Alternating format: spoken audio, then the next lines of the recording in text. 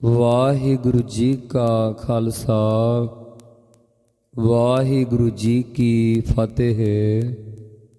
ਧੰਨ ਧੰਨ ਸ੍ਰੀ ਗੁਰੂ ਨਾਨਕ ਦੇਵ ਮਹਾਰਾਜ ਜੀ ਜਿਸ ਸਮੇਂ ਸ੍ਰੀ ਕਰਤਾਰਪੁਰ ਸਾਹਿਬ ਵਿਖੇ ਬਿਰਾਜਮਾਨ ਸਨ, ਉੱਥੇ ਸਤਿਗੁਰਾਂ ਦੇ ਪਾਸ ਕੁਝ ਵਿਦਵਾਨ ਪੰਡਤਾਂ ਨੇ ਪੁੱਛਿਆ ਕਿ ਮਹਾਰਾਜ, ਕਿਸੇ ਪੁਰਖ ਵਿੱਚ ਜੌਹਰੀ ਵਾਲੇ ਗੁਣ ਵੀ ਹੁੰਦੇ ਹਨ ਤਾਂ ਚੱਲ ਰਹੀ ਲੜੀਵਾਰ ਕਥਾ ਵਿਚਾਰ ਪਾਵਨ ਅੰਗ 413 ਤੇ ਰਾਗ ਆਸਾ ਦੇ ਵਿੱਚ ਸਤਿਗੁਰੂ ਕਿਰਪਾ ਕਰ ਰਹੇ ਹਨ। ਰਾਗ ਆਸਾ ਮਹੱਲਾ ਪਹਿਲਾ। ਆਪ ਵਿਚਾਰੈ ਸੋ ਪਰਖੇ ਹੀਰਾ, ਏਕ ਦ੍ਰਿਸ਼ਟ ਤਾਰੇ ਗੁਰ ਪੂਰਾ।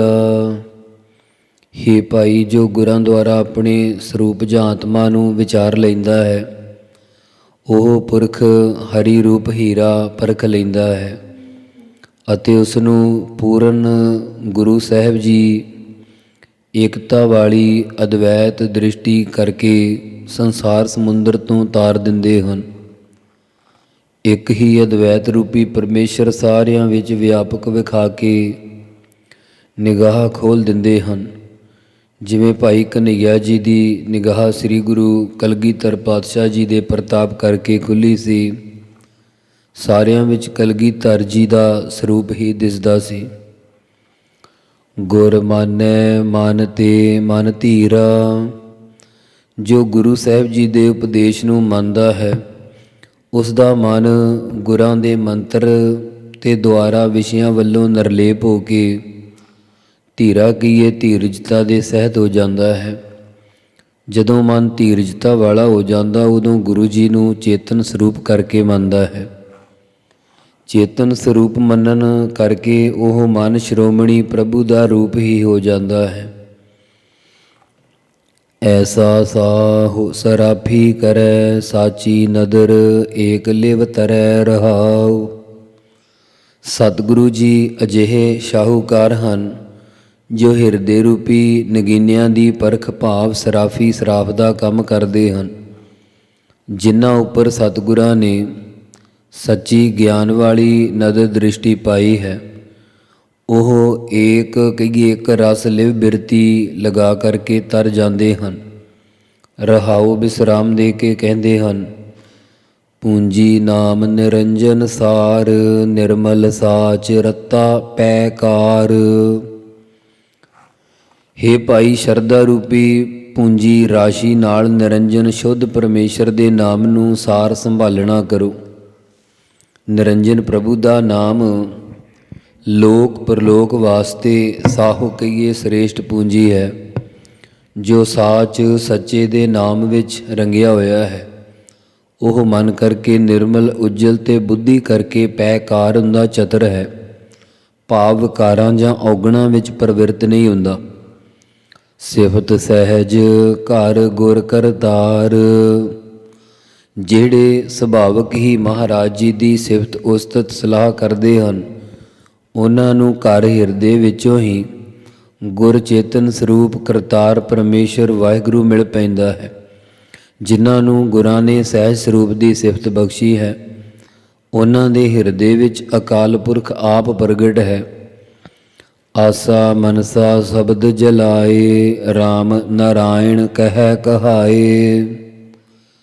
ਦੁਨੀਆ ਦੇ ਪਦਾਰਥਾਂ ਦੀ ਆਸਾ ਪ੍ਰਾਪਤੀ ਦੀ ਤੀਬਰ ਇੱਛਾ ਤੇ ਪਰਲੋਕ ਦੇ ਪਦਾਰਥਾਂ ਦੀ ਮਨਸਾ ਵਾਸ਼ਨਾ ਨੂੰ ਗੁਰਾਂ ਦੇ ਸ਼ਬਦ ਉਪਦੇਸ਼ ਦੀ ਕਮਾਈ ਕਰਕੇ ਜਲਾਏ ਸਾੜਨਾ ਕਰੇ।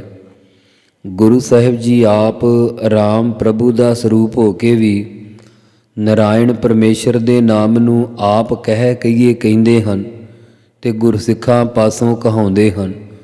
ਗੁਰੂ ਜੀ ਉਪਦੇਸ਼ ਦਿੰਦੇ ਹਨ ਕਿ ਹੇ ਗੁਰਸਿੱਖ, ਜੋ ਰਾਮ ਰਮਿਆ ਹੋਇਆ ਹੈ ਤੇ ਸਾਰੇ ਨਰਾਂ ਵਿੱਚ ਜਿਸ ਦਾ ਆਇਣ ਘਰ ਹੈ, ਉਸ ਦੇ ਨਾਮ ਨੂੰ ਆਪ ਕਹਿਣਾ ਕਰੇ ਤੇ ਹੋਰਨਾਂ ਮਿਲਾਪੀਆਂ ਅਧਿਕਾਰੀਆਂ ਕੋਲੋਂ ਕਹਾਉਣਾ ਕਰ।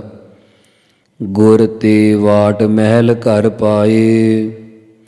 ਜੋ ਗੁਰਾਂ ਤੋਂ ਸਾਧ ਸੰਗਤ ਰੂਪੀ ਮਹਿਲ ਦੁਆਰਾ ਭਗਤੀ ਰੂਪੀ ਵਾਟ ਰਸਤਾ ਪਾਉਂਦਾ ਹੈ, ਉਹ ਪਰਮੇਸ਼ਵਰ ਵਾਹਿਗੁਰੂ ਦੇ ਸਰੂਪ ਰੂਪ ਘਰ ਨੂੰ ਪ੍ਰਾਪਤ ਕਰ ਲੈਂਦਾ ਹੈ। ਭਗਤੀ ਰੂਪੀ ਰਸਤੇ ਦੁਆਰਾ ਤੁਰਿਆ ਪਦ ਰੂਪੀ ਮਹੱਲ ਤੇ ਸਤ ਸਰੂਪ ਰੂਪੀ ਘਰ ਨੂੰ ਪਾ ਲੈਂਦਾ ਹੈ।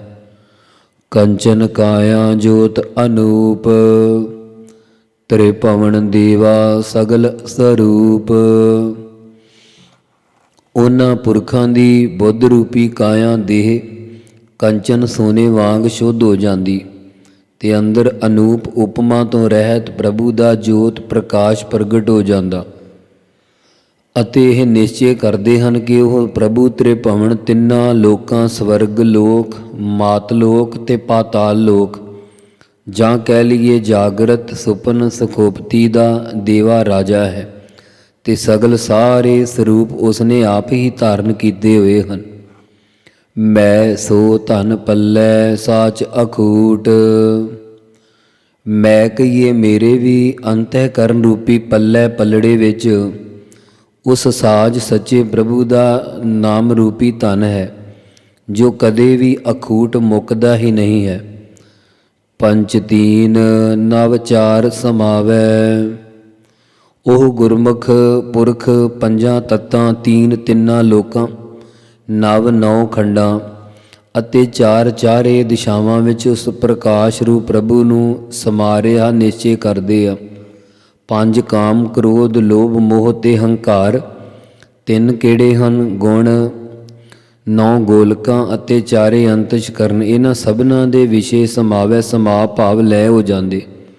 ਪੰਜਾਂ ਤੱਤਾਂ ਦੀ ਧਾਰਨਾ, 3 ਅਸਤੀ ਭਾਂਤੀ ਪ੍ਰੈ ਰੂਪ ਨਵਦਾ ਭਗਤੀ ਅਤੇ 4 ਸਾਧਨ ਵਿਵੇਕ ਵਿਰਾਗ ਖੜ ਸੰਪਤੀ ਮੋਖ ਇੱਛਾ ਸਮਾ ਜਾਂਦੇ ਭਾਵ ਮਿਲ ਜਾਂਦੇ ਹਨ। ਧਰਨ ਗਗਨ ਕਲ ਧਾਰ ਰਹਾਵੈ, ਬਾਹਰ ਜਾਤੋ ਉਲਟ ਭਰਾਵੈ।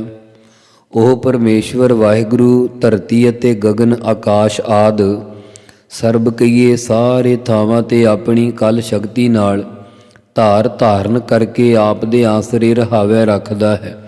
ਬੁੱਧ ਰੂਪੀ ਧਰਤੀ ਤੇ ਹਿਰਦੇ ਰੂਪੀ ਆਕਾਸ਼ ਵਿੱਚ ਜਿਸ ਪ੍ਰਭੂ ਦੀ ਸ਼ਕਤੀ ਧਾਰੀ ਹੋਈ ਹੈ ਉਸ ਵਿੱਚ ਚਿੱਤ ਦੀ ਬਿਰਤੀ ਨੂੰ ਟਿਕਾ ਕੇ ਰੱਖਣਾ ਕਰੇ।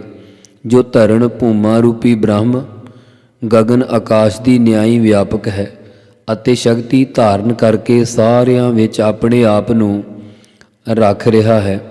ਉਸ ਦੇ ਵਿੱਚ ਬੁੱਧੀ 'ਚ ਨਿਮਰਤਾ ਧਾਰ ਕੇ ਚਿਦਾਕਾਸ਼ ਦੇ ਬੋਧ ਸਹਿਤ ਹੋ ਕੇ ਕਲ ਕਹੀਏ ਸ਼ਾਂਤੀ ਨੂੰ ਧਾਰਨ ਕਰਕੇ ਸਥਿਤ ਹੋ ਕੇ ਰਹਿਣਾ ਕਰੇ। ਜੋ ਮਨ ਬਾਹਰ ਮੁਖ ਹੋ ਕੇ ਪਦਾਰਥਾਂ ਸੰਸਾਰ ਵੱਲ ਜਾਤੋ ਕਹੀਏ ਜਾਂਦਾ ਹੈ, ਇਸ ਨੂੰ ਉਲਟ ਕਹੀਏ ਉਲਟਾ ਕੇ ਭਾਵ ਟਿਕਾ ਕੇ ਪਰਮੇਸ਼ਵਰ ਵਾਹਿਗੁਰੂ ਦੀ ਤਰਫ ਪਰਾਵੈ ਹੁੰਦਾ ਪਹੁੰਚਾਉਣਾ ਕਰੇ। ਮੂਰਖ ਹੋਏ ਨ ਆਖੀ ਸੂਝੈ, ਜਿਹਵਾ ਰਸ ਨਹੀਂ ਕਹਿਆ ਬੂਝੈ। ਜੋ ਮੂਰਖ ਬੇਸਮਝ ਪੁਰਸ਼ ਹੁੰਦਾ ਹੈ ਉਹ ਗੁਰਾਂ ਦੀ ਆਖੀ ਕਹੀ ਹੋਈ ਸਿੱਖਿਆ ਨੂੰ ਸੁਝਦਾ ਨਹੀਂ। ਉਸ ਦੇ ਮਨ ਬੁੱਧ ਰੂਪੀ ਨੇਤਰਾਂ ਵਿੱਚ ਵਿਚਾਰ ਰੂਪੀ ਨਿਗਾਹ ਨਾ ਹੋਣ ਕਰਕੇ ਉਸ ਨੂੰ ਬ੍ਰਹਮ ਸੂਝਿਆ ਦਿਸਦਾ ਹੀ ਨਹੀਂ। ਉਸ ਦੀ ਜਿਹਵਾ ਜ਼ੁਬਾਨ ਵਿੱਚ ਰਸ ਪ੍ਰੇਮ ਨਹੀਂ ਹੁੰਦਾ ਅਤੇ ਨਾ ਹੀ ਗੁਰਾਂ ਦਾ ਕਹਿਆ ਕਥਨ ਕੀਤਾ ਹੋਇਆ ਉਪਦੇਸ਼ ਬੁੱਝੈ ਕਹੀਏ ਬੁੱਝਣਾ ਭਾਵ ਸਮਝਦਾ ਹੋ। ਜੇਕਰ ਕੋਈ ਇਸ ਨੂੰ ਗੁਰਾਂ ਦੀ ਗੱਲ ਪੁੱਛੇ ਤਾਂ ਇਹ ਕਹਿ ਨਹੀਂ ਸਕਦਾ ਕਿਉਂਕਿ ਇਸ ਦੀ ਜ਼ੁਬਾਨ ਵਿੱਚ ਪ੍ਰੇਮ ਨਹੀਂ ਹੈ। ਬਿਖ ਕਾ ਮਾਤਾ ਜਗ ਸਿਓ ਲੂਝੈ, ਉਹ ਮੂਰਖ ਪੁਰਸ਼ ਬਿਖ ਵਿਸ਼ਿਆਂ ਦਾ ਮਾਤਾ ਮਸਤ ਹੋਇਆ ਸਦਾ ਜਗ ਸੰਸਾਰ ਦੇ ਨਾਲ ਝਗੜਦਾ ਰਹਿੰਦਾ ਹੈ। ਊਤਮ ਸੰਗਤ ਊਤਮ ਹੋਵੈ, ਗੁਣ ਕਉ ਧਾਵੈ ਅਵਗਣ ਧੋਵੈ। ਊਤਮ ਸ੍ਰੇਸ਼ਟ ਪੁਰਸ਼ਾਂ ਦੀ ਸੰਗਤ ਕਰਕੇ ਊਤਮ ਸ੍ਰੇਸ਼ਟ ਜੀਵਨ ਵਾਲੇ ਹੋ ਜਾਈਦਾ ਹੈ। ਸ੍ਰੇਸ਼ਟ ਗੁਣਾਂ ਨੂੰ ਗ੍ਰਹਿਣ ਕਰਨੇ ਲਈ ਧਾਵੈ ਦੌੜ ਨਾ ਕਰੇ ਅਤੇ ਅਵਗਣ ਗੁਨਾਹਾਂ ਰੂਪੀ ਬਸਤਰ ਨੂੰ ਸਾਧ ਸੰਗਤ ਰੂਪੀ ਘਾੜ ਤੇ ਜਾ ਕੇ ਨਿਸ਼ਚੇ ਰੂਪੀ ਪਟੜੇ ਤੇ ਰੱਖ ਕੇ ਨਾਮ ਰੂਪੀ ਸਾਬਣ ਅਤੇ ਪ੍ਰੇਮ ਰੂਪੀ ਪਾਣੀ ਨਾਲ ਧੋਣਾ ਕਰੇ। ਬਿਨ ਗੁਰ ਸੇਵੇ ਸਹਿਜ ਨ ਹੋਵੈ, ਗੁਰੂ ਸਾਹਿਬ ਜੀ ਦੀ ਸੇਵਾ ਟਹਿਲ ਕੀਤੇ ਤੋਂ ਬਗੈਰ ਸਹਿਜ ਸ਼ਾਂਤ ਗਿਆਨ ਨਹੀਂ ਹੋ ਸਕਦਾ। ਹੀਰਾ ਨਾਮ ਜਵੇਹਰ ਲਾਲ, ਮਨ ਮੋਤੀ ਹੈ ਤਿਸ ਕਾ ਮਾਲ। ਹੇ ਭਾਈ ਪਰਮੇਸ਼ਵਰ ਵਾਹਿਗੁਰੂ ਦਾ ਨਾਮ ਹੀ ਹੀਰਾ ਜਵੇਹਰ ਅਤੇ ਲਾਲ ਹੈ। ਜਿਸ ਦਾ ਮਨ ਮੋਤੀ ਵਰਗਾ ਸ਼ੁੱਧ ਹੈ, ਉਸ ਦਾ ਹੀ ਸਾਰਾ ਸ਼ੁਭ ਗੁਣਾ ਰੂਪੀ ਮਾਲ ਹੈ। ਪ੍ਰਭੂ ਦਾ ਨਾਮ ਹੀਰਾ ਹੈ, ਗਿਆਨ ਜਵੇਹਰ ਹੈ, ਪ੍ਰੇਮ ਲਾਲ ਹੈ। ਜਿਨ੍ਹਾਂ ਦਾ ਮਨ ਮੋਤੀ ਦੀ ਨਿਆਈ ਸ਼ੁੱਧ ਹੈ, ਤਿਨਾਂ ਨੂੰ ਹੀ ਮਾਲ ਪ੍ਰਾਪਤ ਹੋਇਆ। ਭਾਵ ਸਰਵਣ ਗਿਆਨ ਰੂਪੀ ਘੋੜੇ ਹਨ, ਮੰਨਣ ਗਿਆਨ ਰੂਪੀ ਰਥ, ਤੇ ਨਿਧਿਆਸਣ ਰੂਪੀ ਹਾਥੀ ਹਨ। ਜਿਨ੍ਹਾਂ ਨੂੰ ਗੁਰਾਂ ਦੁਆਰਾ ਨਾਮ ਪ੍ਰਾਪਤ ਹੋਇਆ ਹੈ, ਉਹਨਾਂ ਨੂੰ ਹਰੀ ਰੂਪ ਹੀਰਾ ਪ੍ਰਾਪਤ ਹੋਇਆ ਹੈ। ਨਾਨਕ ਪਰਖੈ ਨਦਰ ਨਿਹਾਲ। ਸਤਿਗੁਰੂ ਸਾਹਿਬ ਜੀ ਕਥਨ ਕਰਦੇ ਹਨ ਕਿ ਜਿਨ੍ਹਾਂ ਦੇ ਕੋਲ ਅਜਿਹੇ ਗੁਣ ਹੁੰਦੇ ਹਨ, ਉਹਨਾਂ ਨੂੰ ਪਰਖ ਕਰਕੇ ਪ੍ਰਭੂ ਕਿਰਪਾ ਦੀ ਨਦਰ ਦ੍ਰਿਸ਼ਟੀ ਨਾਲ ਨਿਹਾਲ ਆਨੰਦ ਪ੍ਰਸੰਨ ਦੁੱਖਾਂ ਤੋਂ ਰਹਿਤ ਕਰ ਦਿੰਦੇ ਹਨ। ਆਸਾ ਮਹੱਲਾ ਪਹਿਲਾ। ਗੁਰਮੁਖ ਗਿਆਨ ਧਿਆਨ ਮਨ ਮਾਨ, ਗੁਰਮੁਖ ਮਹਿਲੀ ਮਹਿਲ ਪਛਾਨ। ਜਿਨ੍ਹਾਂ ਦਾ ਮਨ ਹਿਰਦਾ ਵਾਹਿਗੁਰੂ ਦੇ ਸਰੂਪ ਵਿੱਚ ਮੰਨ ਗਿਆ ਹੈ, ਉਹਨਾਂ ਗੁਰਮੁਖ ਜਨਾਂ ਨੂੰ ਨਿਰਗੁਣ ਸਰੂਪ ਦਾ ਗਿਆਨ ਤੇ ਸਰਗੁਣ ਸਰੂਪ ਦਾ ਧਿਆਨ ਪ੍ਰਾਪਤ ਹੁੰਦਾ ਹੈ। ਗੁਰਮੁਖ ਜਨ ਮਹੱਲਾਂ ਵਿੱਚ ਰਹਿਣ ਵਾਲੇ ਪਰਮੇਸ਼ਰ ਦੇ ਮਹੱਲਕੀਏ ਸਰੂਪ ਨੂੰ ਪਛਾਣ ਲੈਂਦੇ ਆ। ਗੁਰਮੁਖ ਜਨ ਅੰਤਸ਼ਕਰਨ ਰੂਪੀ ਮਹੱਲ ਦੇ ਅੰਦਰ ਅੰਤਰਮੁਖ ਬਿਰਤੀ ਕਰਕੇ ਰਹਿੰਦੇ ਹਨ ਤੇ ਤੁਰਿਆ ਪਦ ਰੂਪ ਮਹੱਲ ਨੂੰ ਪਛਾਣ ਲੈਂਦੇ ਹਨ। ਗੁਰਮੁਖ ਸੁਰਤ ਸ਼ਬਦ ਨੀਸਾਨ।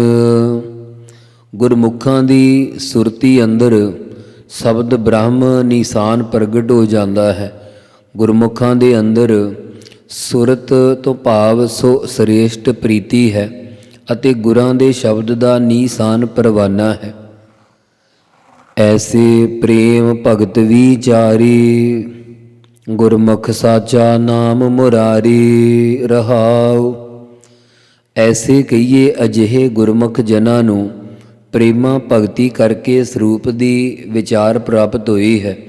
ਉਹ ਗੁਰਮੁਖ ਪੁਰਸ਼ ਮੁਰਾਰੀ ਪਰਮੇਸ਼ਰ ਦੇ ਸੱਚੇ ਨਾਮ ਨੂੰ ਹੀ ਜਪਦੇ ਹਨ, ਰਹਾਉ ਵਿਸਰਾਮ ਦੇ ਕੇ ਕਿਰਪਾ ਕਰਦੇ ਹਨ।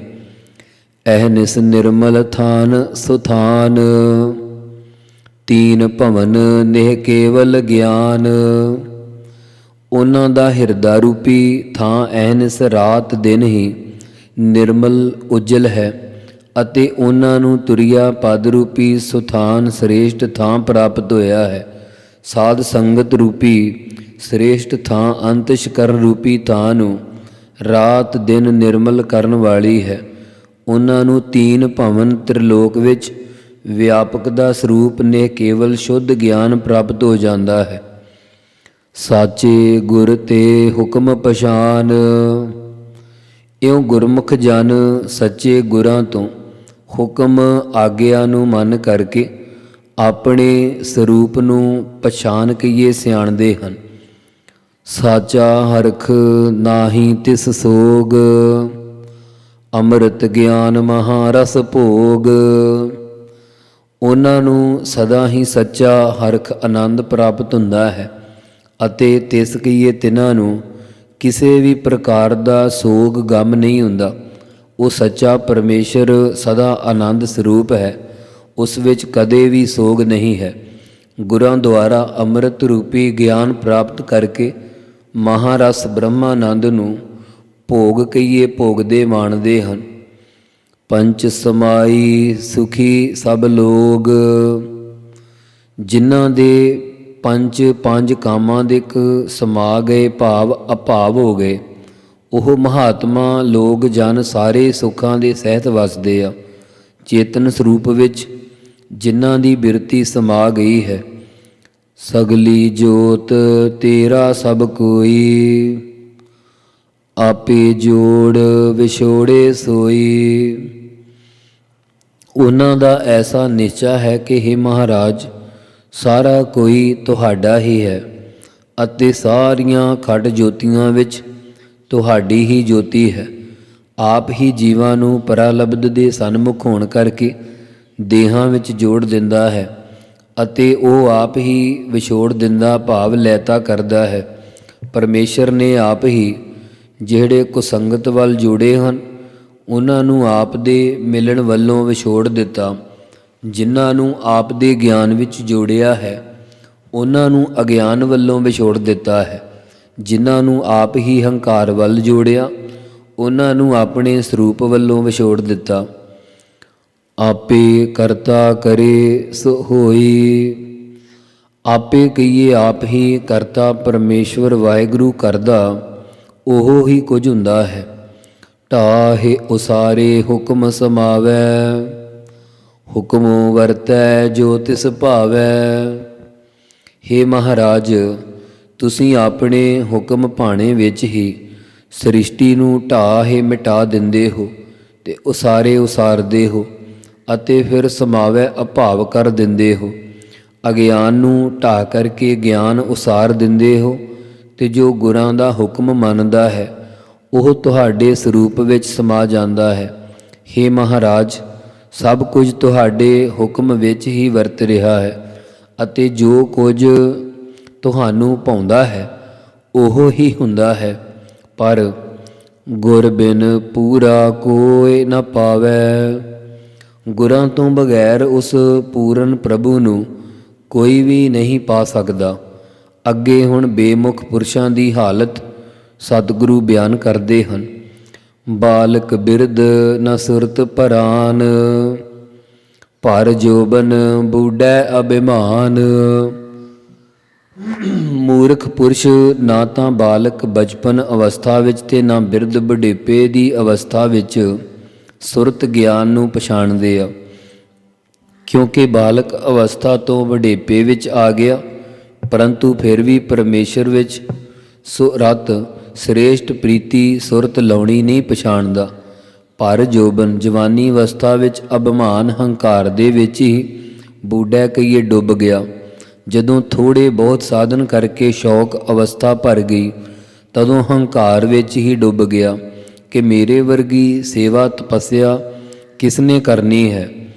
ਬਿਨ ਨਾਵੈ ਕਿਆ ਲਹਿਸ ਨਿਦਾਨ। ਪਰਮੇਸ਼ਵਰ ਵਾਹਿਗੁਰੂ ਦੇ ਨਾਵੈ ਨਾਮ ਜਪਣ ਤੋਂ ਬਿਨ ਬਗੈਰ ਨਿਦਾਨ ਕਹੀਏ ਮੂਰਖ ਪੁਰਸ਼ ਨਿਦਾਨ ਕਹੀਏ ਅੰਤ ਨੂੰ ਕੀ ਲਹਿਸ ਲਵੇਗਾ। ਭਾਵ ਕੁਝ ਵੀ ਪ੍ਰਾਪਤ ਨਹੀਂ ਹੋਣਾ। ਜਿਸ ਕਾ ਧਨ ਜਿਸ ਕਾ ਆਨ ਧਨ ਸਹਿਜ ਨ ਜਾਨਾ, ਭਰਮ ਭੁਲਾਨਾ ਫਿਰ ਪਛਤਾਨਾ। ਜਿਸ ਵਾਹਿਗੁਰੂ ਦਾ ਅੰਨ ਅਨਾਜ ਧਨ ਵਿਭੂਤੀ ਆਦਿ ਪਦਾਰਥ ਦਿੱਤਾ ਹੋਇਆ ਹੈ, ਸ਼ੁਭ ਗੁਣਾ ਰੂਪੀ ਅੰਨ ਤੇ ਨਾਮ ਰੂਪੀ ਧਨ ਦਿੱਤਾ ਹੋਇਆ ਹੈ, ਉਸ ਸਹਿਜ ਗਿਆਨ ਸਰੂਪ ਨੂੰ ਸ਼ਾਂਤੀ ਦੇ ਸਹਿਤ ਹੋ ਕੇ ਕਦੇ ਨਹੀਂ ਜਾਣਨਾ ਕੀਤਾ। ਇਉਂ ਹੁਣ ਭਰਮ ਸੰਸ਼ੇ ਵਿੱਚ ਭੁਲਾਨਾ ਭੁੱਲਿਆ ਹੋਇਆ ਹੈ, ਫਿਰ ਮੁੜ ਕੇ ਅੰਤ ਨੂੰ ਪਛਤਾਨਾ ਪਛਤਾਵਾ ਹੀ ਕਰਦਾ ਰਹੇਗਾ। ਗਲ ਫਾਹੀ ਬੌਰਾ ਬੌਰਾਨਾ। ਬੌਰਾ ਬੌਰਾਨਾ ਪਾਤਸ਼ਾਹ ਫਰਮਾਉਂਦੇ ਬਾਵਲਾ ਪੁਰਸ਼ ਬੌਰਾ ਕਮਲਾ ਕਰਨ ਵਾਲੇ ਵਿਸ਼ਿਆਂ ਵਿੱਚ ਹੀ ਲੱਗਾ ਰਿਹਾ ਤੇ ਅੰਤ ਨੂੰ ਇਸ ਦੇ ਗਲ ਕੰਠ ਵਿੱਚ ਜਮਾਂ ਦੀ ਫਾਂਸੀ ਪੈ ਗਈ। ਇਸਤਰੀ ਪੁੱਤਰਾਂ ਆਦਿ ਦੇ ਮੋਹ ਰੂਪੀ ਫਾਹੀ ਇਸ ਦੇ ਗਲ ਵਿੱਚ ਪਈ ਹੋਈ ਆ ਤੇ ਇਹ ਕਮਲਾ ਉਹਨਾਂ ਦੇ ਮੂੰਹ ਵਿੱਚ ਹੀ ਬੌਰਾ ਸ਼ੁਦਾਈ ਹੋਇਆ ਪਿਆ। ਪਹਿਲਾਂ ਬਾਲਕਪੁਣੇ ਵਿੱਚ ਬੌਰਾ ਰਿਹਾ, ਫਿਰ ਜਵਾਨੀ ਨੇ ਕਮਲਾ ਕਰ ਦਿੱਤਾ, ਅੰਤ ਨੂੰ ਬੁਢੇਪੇ ਦੇ ਸੋਗ ਕਰਕੇ ਵੀ ਕਮਲਾ ਹੀ ਰਿਹਾ। ਬੂਢਤ ਜਗ ਦੇਖਿਆ ਤਉ ਡਰ ਭਾਗੇ, ਸਤਿਗੁਰ ਰਾਖੇ ਸੇ ਵਡ ਭਾਗੇ। ਜਿਨ੍ਹਾਂ ਨੇ ਇਸ ਤਰੀਕੇ ਨਾਲ ਜਗ ਸੰਸਾਰ ਦੇ ਜੀਵਾਂ ਨੂੰ ਪਦਾਰਥਾਂ ਵਿਸ਼ਿਆਂ ਵਿੱਚ ਬੂਢਤ ਡੁੱਬਦੇ ਹੋਇਆਂ ਵੇਖਣਾ ਕੀਤਾ ਹੈ, ਤਉ ਕਹੀਏ ਤਦ ਉਹ ਇਸ ਤੋਂ ਡਰ ਖੌਫ ਕਰਕੇ ਭੱਜੇ ਭਾਵ ਨਿਕਲ ਕੇ ਗੁਰਾਂ ਦੀ ਸ਼ਰਨ ਵਿੱਚ ਪਏ ਹਨ। ਜਿਨ੍ਹਾਂ ਦੇ ਸਤਿਗੁਰੂ ਜੀ ਰਾਖੇ ਰਖਵਾਲੇ ਹਨ, ਸੇ ਕਹੀਏ ਉਹ ਪੁਰਸ਼ ਵੱਡਿਆਂ ਭਾਗਾਂ ਵਾਲੇ ਹਨ। ਨਾਨਕ ਗੁਰ ਕੀ ਚਰਣੀ ਲਾਗੇ। ਸਤਿਗੁਰੂ ਧੰਨ ਗੁਰੂ ਨਾਨਕ ਦੇਵ ਮਹਾਰਾਜ ਜੀ ਕਿਰਪਾ ਕਰਕੇ ਕਥਨ ਕਰਦੇ ਹਨ ਕਿ ਉਹੀ ਪੁਰਸ਼ ਗੁਰਾਂ ਦੀ ਸ਼ਬਦ ਰੂਪੀ ਚਰਣੀ ਚਰਨ ਸ਼ਰਨ ਵਿੱਚ ਲੱਗੇ ਹਨ। ਵਾਹਿਗੁਰੂ ਵਾਹਿਗੁਰੂ ਵਾਹਿਗੁਰੂ ਵਾਹਿਗੁਰੂ ਵਾਹਿਗੁਰੂ ਵਾਹਿਗੁਰੂ ਵਾਹਿਗੁਰੂ ਵਾਹਿਗੁਰੂ ਵਾਹਿਗੁਰੂ ਵਾਹਿਗੁਰੂ